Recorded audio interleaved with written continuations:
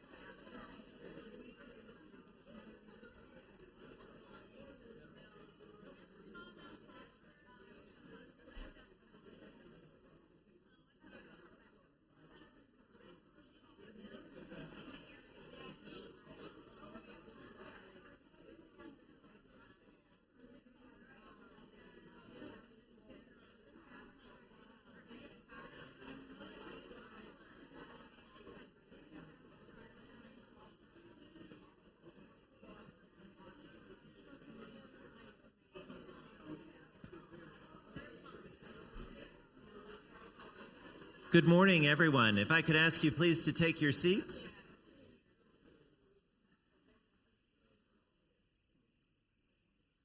I've asked the bishop not to judge my performance by how quickly I can get everyone into their seats, but if we could move in that direction, that would be wonderful.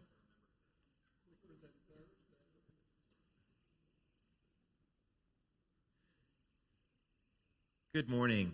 Good morning. Thank you so much for being here today for our annual Bishops' Forum as a part of the visitation of Bishop Phoebe Roaf to Church of the Holy Communion. So often we can start to think of ourselves as a congregation in isolation, but one of the blessings of being a part of the Episcopal Church and the Anglican Communion is that we are part of a global family, a regional family in our diocese, a denominational family in the Episcopal Church, and a global network in the Anglican Communion. And the bishop is... He also stands behind so much of the work that the clergy, staff, and the vestry do, and I'm just so grateful for her support, and I'm always so grateful for this day when that relationship gets to step to the front. In so many ways, the priests function on her behalf, and you'll actually watch us sort of step back at the 10:30 service, and it's just such a privilege to have the bishop with us. Bishop Phoebe, welcome back to Holy Communion. Make sure, there it is.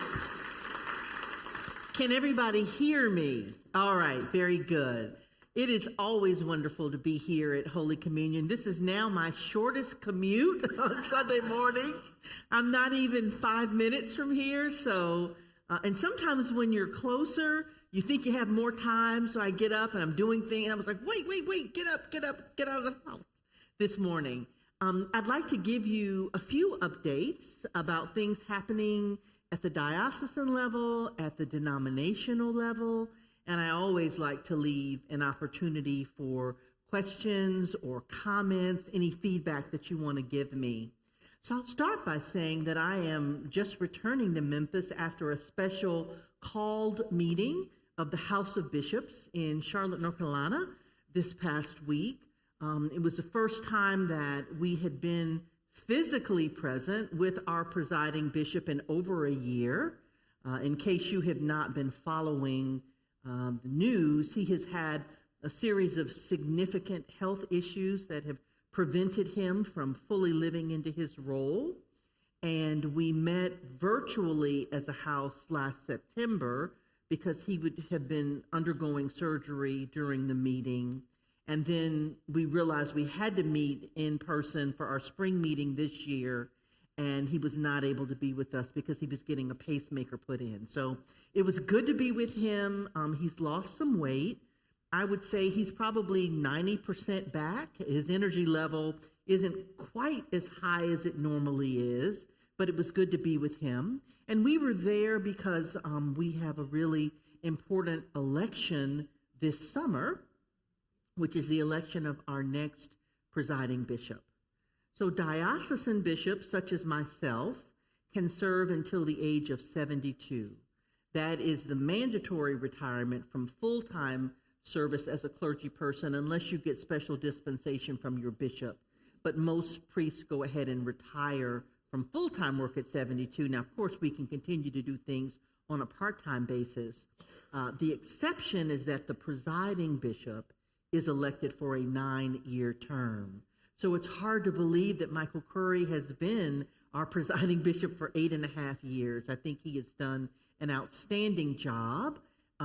There are 5 bishops who have offered their gifts to the church as the next presiding bishop, and so we had an opportunity to ask questions of all 5 of them in North Carolina in preparation for General Convention, which will take place in June in Louisville.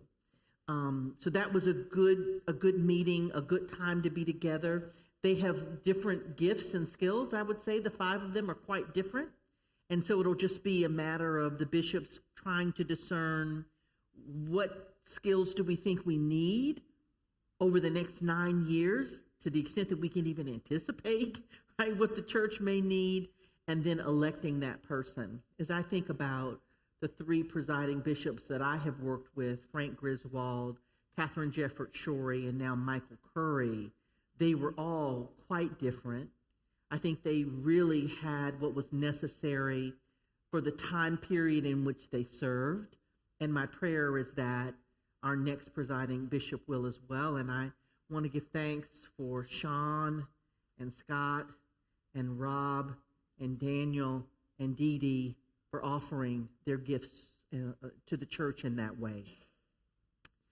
We are the host diocese for this year's Tennessee Laymen's Conference. And one of the many things that Holy Communion does is to make your beautiful space available for diocesan gatherings. And so on May the 14th, the West Tennessee Roundup is going to take place here, a barbecue dinner, trying to encourage greater participation of men to go up to Sewanee this summer. The dates of the Tennessee Laymen's Conference will be August 9th through 11th. It'll be our second time at St. Mary's, Sewanee, which is a beautiful facility. Now that the DuBose Conference Center has been sold, that's no longer available for us to use. So last year was the first summer that the men did not meet at DuBose, and that was difficult, and a lot of memories connected with that space, and yet the people who gathered at St. Mary's found it to be a wonderful time. We have invited the men in the steering committee, thought it would be important, given that we have another big election in November, right? So 2 big elections for us as Episcopalians, our presiding bishop this summer and the presidential election this fall, to invite Braver Angels, which is a national organization really committed to learning to speak across political difference in ways where we can debate and certainly disagree on the issues, but not become bitter and attack the person with a difference of opinion. And so they have a series of workshops that they offer where Republicans and Democrats are intentional about being in conversation across difference. They will be present at the Tennessee Laymen's Conference, and they have invited a Republican speaker and a Democratic speaker to both speak. I mean, we figure if we can't, as laymen from Episcopal congregations throughout the state of Tennessee, if we can't figure out how to be in conversation and prayer together, then sort of what are we modeling? And so our hope is that that we're all going to be open mind and open heart and open spirit, and go into this fall season prayerful and not allow the political divisions to cause wedges within our congregations, that people who've been sitting next to one another in pews for many years can continue to do so even as we disagree, right? I don't think there's anything in the biblical narrative that says there is one way when we're thinking about these issues, that there's any one way to solve anything. And I think we need a variety of opinions and approaches at the table.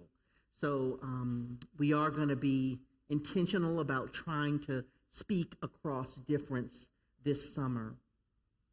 I mentioned that General Convention will be happening in Louisville in June. The election of the presiding bishop is one of the most important items for us to address.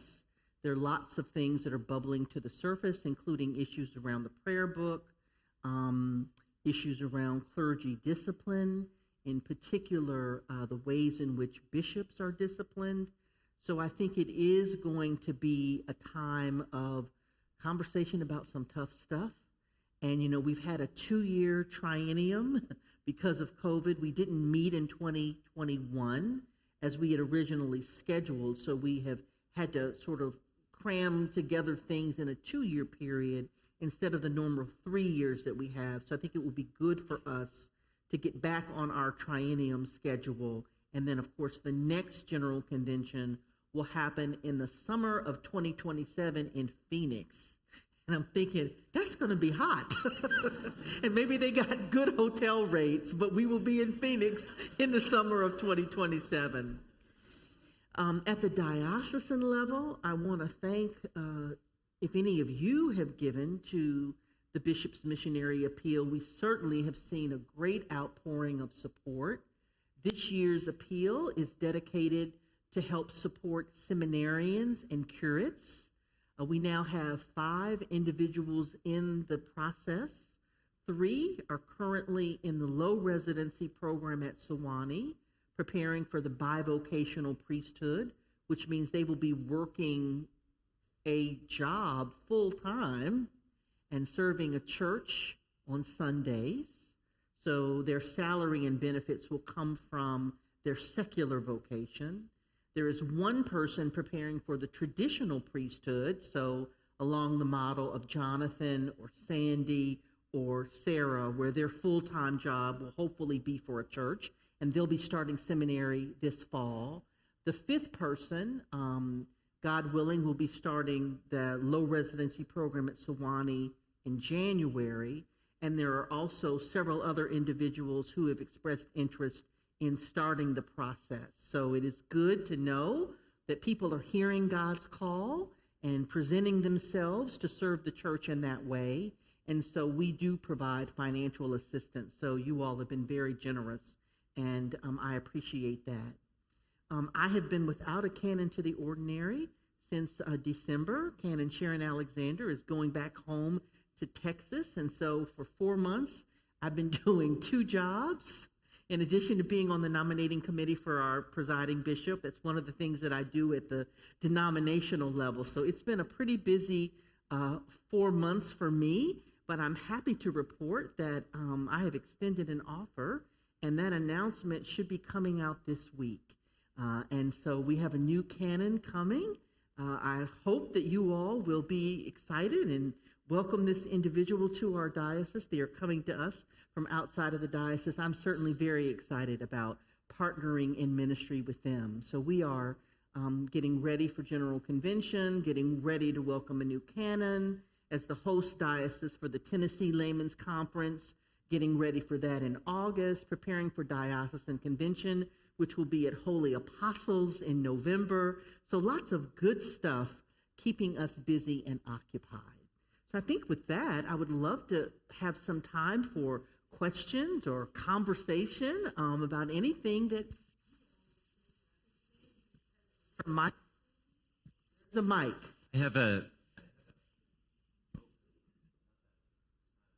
I think it was working.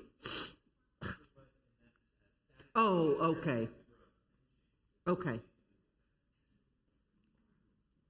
But I think because there are people online, they want you to be able to speak into the mic. Otherwise, they won't hear you. Or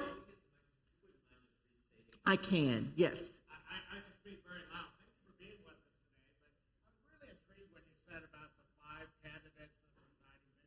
Yes. all had different qualities.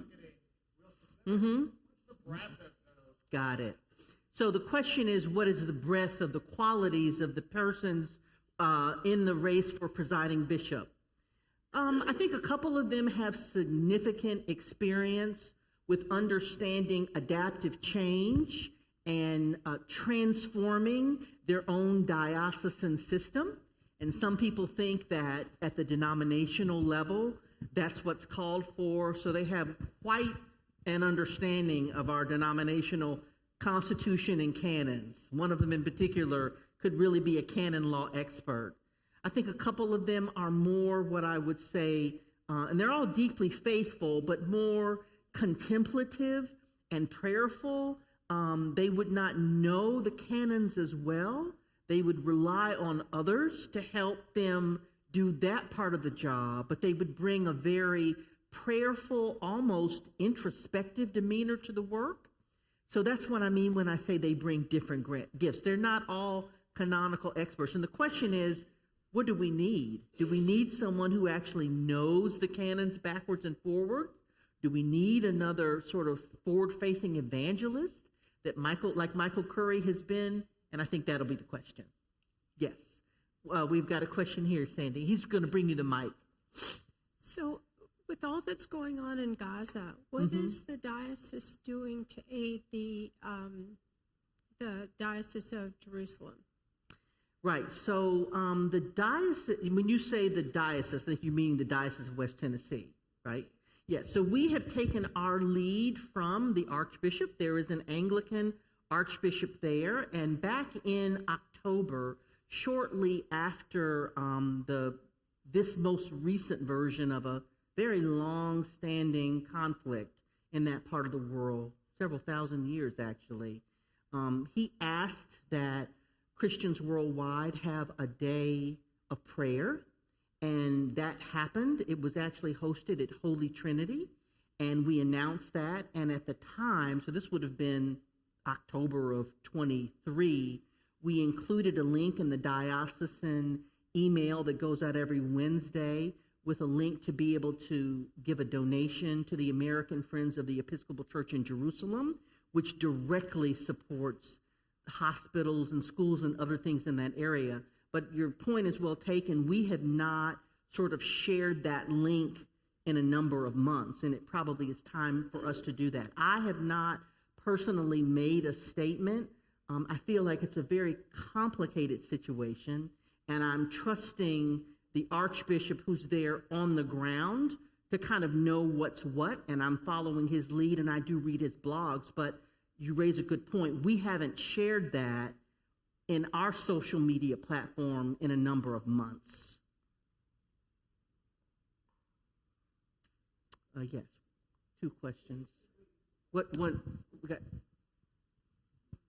Go ahead. So I'm speaking as a almost college student going into a fairly political area, and this is kind of related to that question. How would you navigate the social aspect of, people on each side of this conflict? Like, how can you be supportive of people who lean towards supporting Palestine and lean towards supporting Israel? So again, I think it's very complicated. I acknowledge that the recent sort of protests and demonstrations that we see, while precipitated by what happened in October, that isn't the start of the conflict, right? So there's a long history going back to the start of the State of Israel, and then even before that, many years before. My own sense is, as a person of faith, I want to value human life. And so what Hamas did, in my opinion, is inexcusable in terms of killing innocent civilians. And the question becomes, what level of response is appropriate, and how many Palestinians, especially civilian children and women, will be killed before the world says Israel, you have the right to defend yourself, and let's figure out how to actually identify the members of Hamas and not innocent civilians. So to just continue to realize that Israel wants to defend itself, has the right to defend itself, and we don't want excessive killing of civilians. Sometimes, though, I feel as one person in one city, I don't know what impact I really can have on something that happens so far away. And so sometimes there is a real sense of helplessness about what I might say or do to make a difference. I have been in conversation locally with some Jewish colleagues and Muslim colleagues since the beginning of the conflict to more just listen. The other thing that I have done is to remind Jewish and Muslim colleagues that there's a third group that rarely gets any media attention, and those are the Christians. Christians live in Gaza. There are Palestinian Christians. And while this may not be our fight because we're small in number, we're caught up in it. And so when Israel says people in Gaza have to relocate, the Christians have to relocate as well. And their voice often isn't included in the conversation. So reminding folk that they're Christians is part of it as well. Yeah. And Bishop, we'll do one question here, then we have one online as well. Oh, sure. Mm-hmm. Bishop Phoebe, could you speak more to the revision, I presume revision of the prayer book? Oh, there are lots of issues being discussed in terms of prayer book revision, and I'm actually not on that particular legislative committee. I'm on the Committee of Constitution and Canon, so I'm much more familiar with some of the things they're beginning to talk about in terms of disciplinary issues. But basically, we have what's called the Book of Occasional Services, and we have a number of different liturgies that have been authorized by successive sessions of General Convention.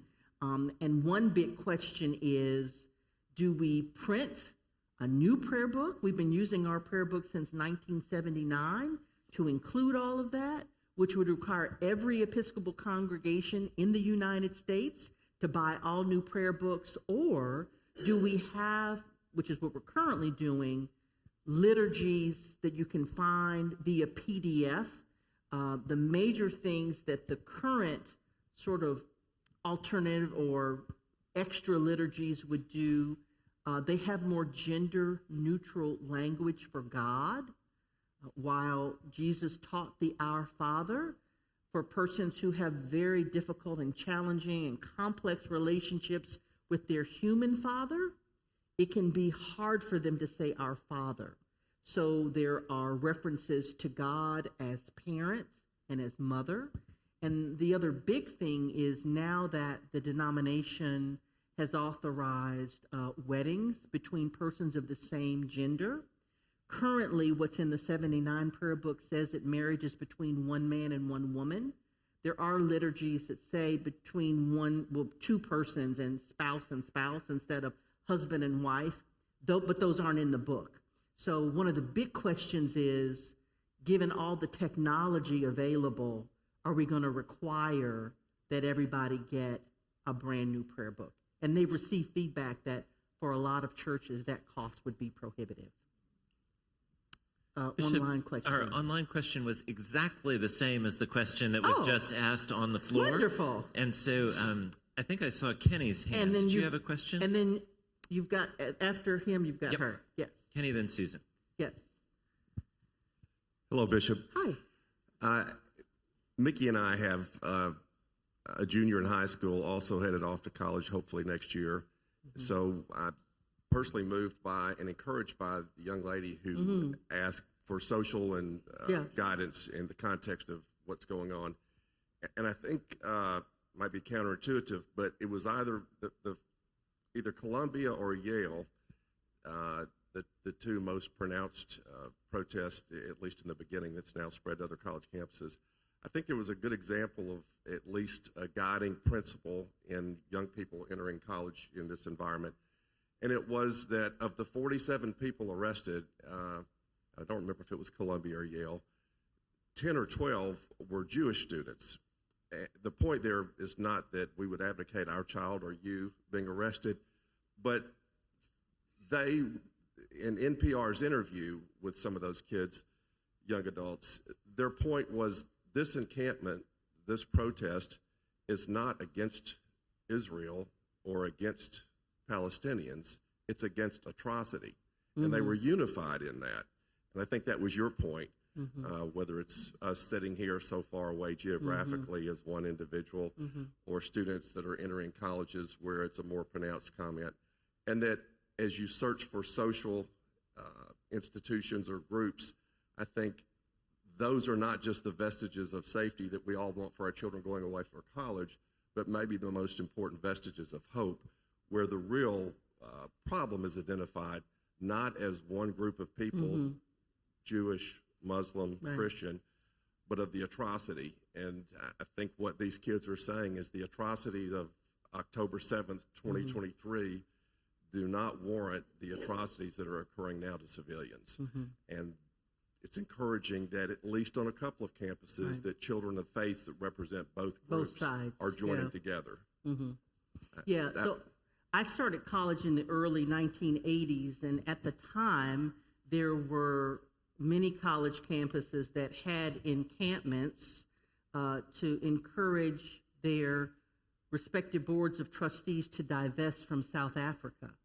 So when I was in college, I would pass classmates who had been sleeping out, camping out all night, and they did that for literally months and months and months.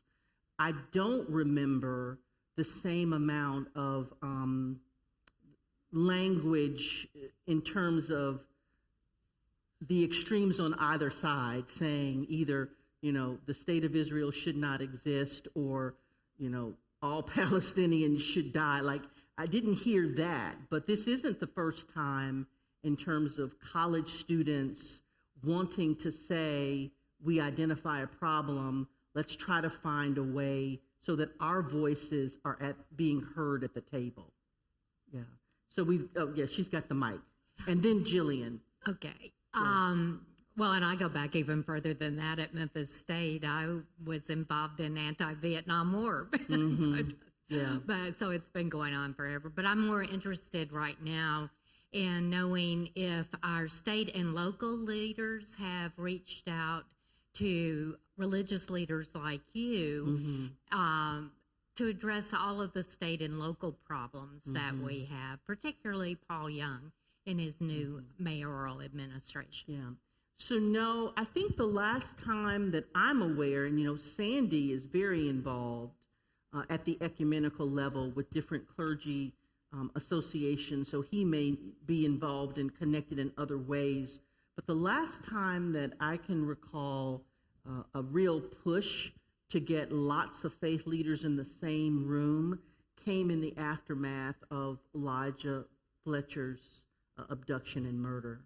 And there was a sense that the law enforcement community in particular were concerned about the possibility of a lot of protests and wanted the faith leaders to help keep calm. And I was in a couple of meetings where the faith leaders said we can, and there are a lot of significant issues that the city of Memphis and Shelby County are dealing with, and so we can't just be used as a pressure gauge, like you all have to do your job as well. But no, I have not been part of Paul Young's transition or any conversations that he may have convened with faith leaders.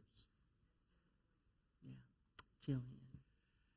Yes, it seems to me, I also protested the Vietnam War, and I remember the police riot in Chicago, and now police are being called into campus to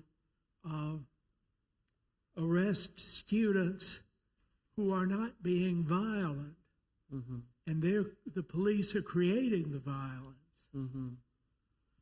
Like the flag burning in Chicago was done by an off-duty policeman to start a riot. Yeah.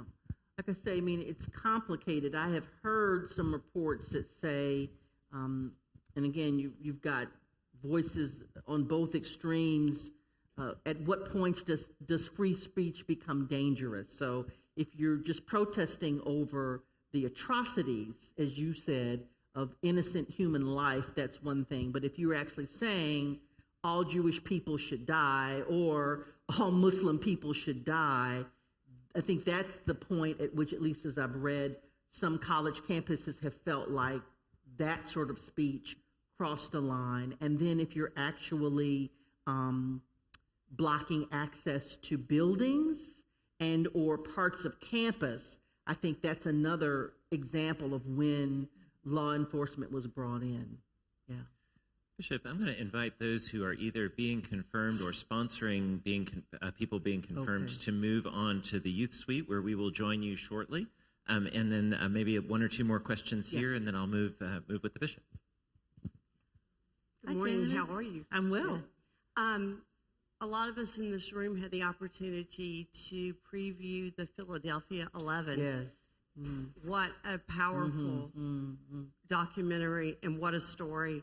Yeah. And I'm just so thankful for the journey that all of those women took, so that you can stand before us today, that we can have Sarah and all the many wonderful women priests that we have in our diocese. So that was quite a journey, and I think it's going to be a great turnout this week. Yes. And the panel discussion, I'm sure you've previewed. Do you have any comments you'd like to share with us? Thank you, Janet. So what she's referring to is women were irregularly ordained in Philadelphia before General Convention, which is our legislative body, had authorized the ordination of women. And there's a documentary that came out last year, the end of last year, that sort of shows their journey, which was quite a profound journey, and all the opposition they faced and all the support that they received, right? If those male bishops had not been willing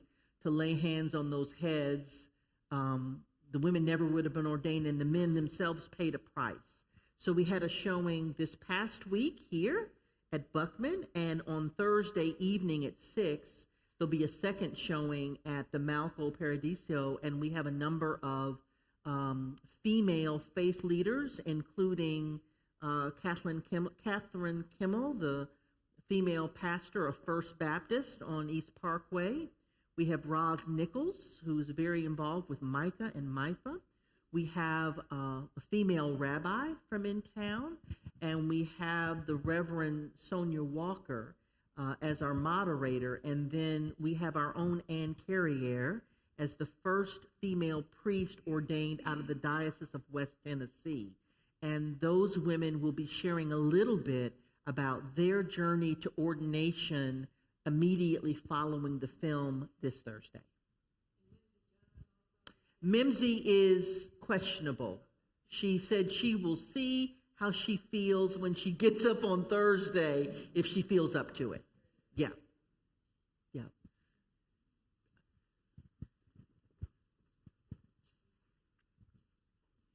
I have a question of a different sort. I read maybe 8 or 9 months ago that the Episcopal Church had come out with a statement that said the church was in opposition to the work of crisis pregnancy centers. Could you speak to that and exactly what the stance of the church is? Yeah, there was some conversation about, and I'm not remembering the specifics, but sort of what services are provided, what services are not provided. I think the Episcopal Church has been on record in terms of supporting a woman's right to choose. And I think there was a question about what services would be offered at some of these various crisis centers, and it had to do with that. But quite frankly, I have not kept up with that argument. I don't know where that stands at this point. Yeah. Bishop, we're going to give the last question to a member of the online congregation. And Brooke Caldwell writes, how is the current Methodist Church division affecting the Episcopal denomination? Yeah. Are you all aware of what that question is in reference to? So the United Methodist Church is kind of where we were in the early 2000s as our denomination was debating the sacraments for gays and lesbians, in particular ordination. And of course, the Right Reverend Gene Robinson was elected and ordained as the Bishop of New Hampshire in 2003. So the United Methodist Church is now, 20 years later, having that conversation. Their polity, their structure is different.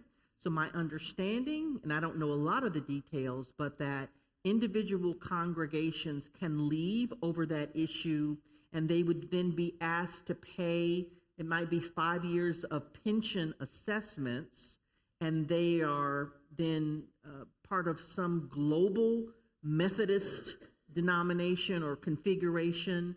The big difference, though, is when we had that split, basically, in 2003, individuals could leave, but the buildings and the endowments remained with the Episcopal Church.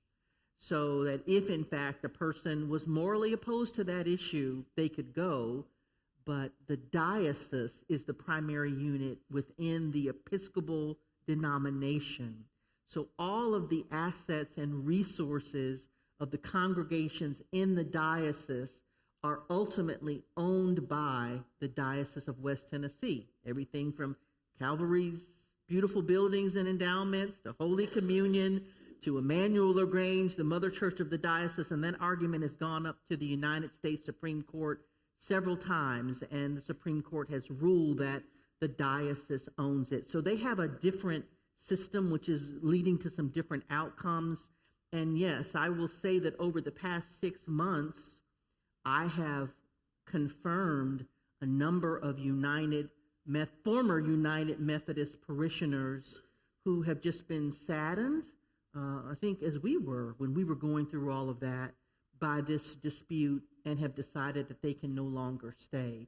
It's very, very sad. I think God's heart grieves when we divide over these issues. Personally, I believe in the Nicene Creed and the Apostles' Creed, and that's foundational to me. And the question of human sexuality seems to be secondary to me, and I can sit in a pew next to someone who sees that position differently, and other people cannot. So it's very sad that they are where they are.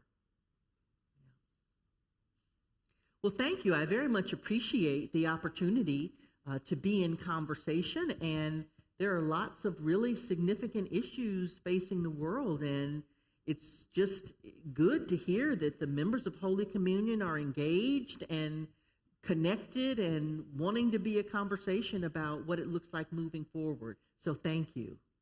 Bishop, thank you very much.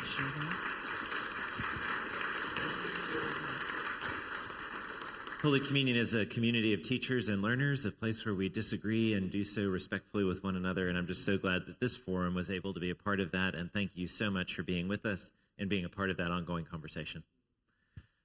For those of you who are not being confirmed today, which I think is everyone who remains in the room, you have a small break, but we still have donuts, we have tea, we have lemonade. The service will start about 10:30. The bishop is going to go downstairs and meet with the confirmands now, but thank you all so much for being here for the forum.